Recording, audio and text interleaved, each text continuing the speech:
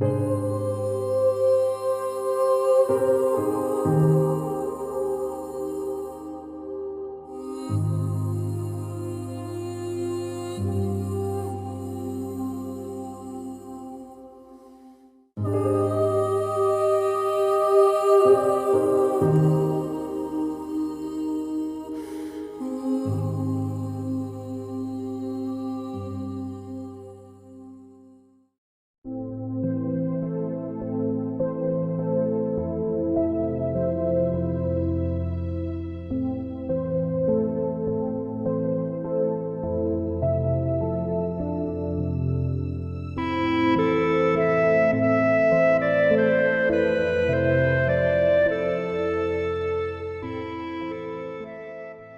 ก่งโอ้อะไรวะเนี่ยเอ้ยวินักเลงนักกลัวอันนี้ระวังนะเป็นยอยเกือบตุยแล้วเนาะมึงอะตัวเกือบตุยสวัสดีครับก่อนสวัสดีครับก่อนสวัสดีครับก่อนสวัสดีครับก่อนสวัสดีครับก่อนผมหน้าหมีน้องดำผมหน้าเนี่ย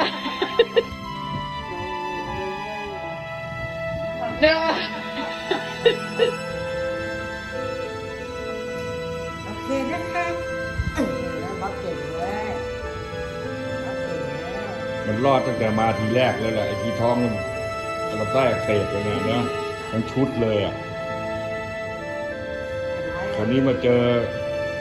ไอ้ชุด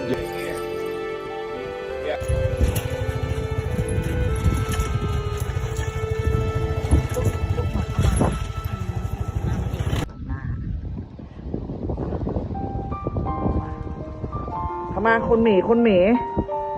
มาเร็วๆมาอยู่ตรงนี้เร็วๆมา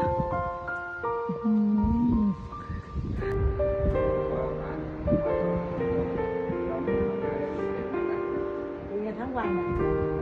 มันไม่มีแยกเลยปั๊บ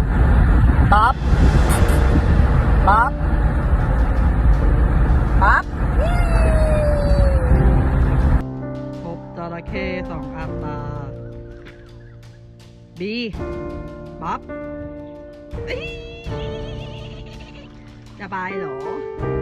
พบจระเข้โอ้โหไม่เอามันหาเราอยู่เนี่ยนะกดซาเล้งอยู่นี่แล้วคนอยู่ไหนวะ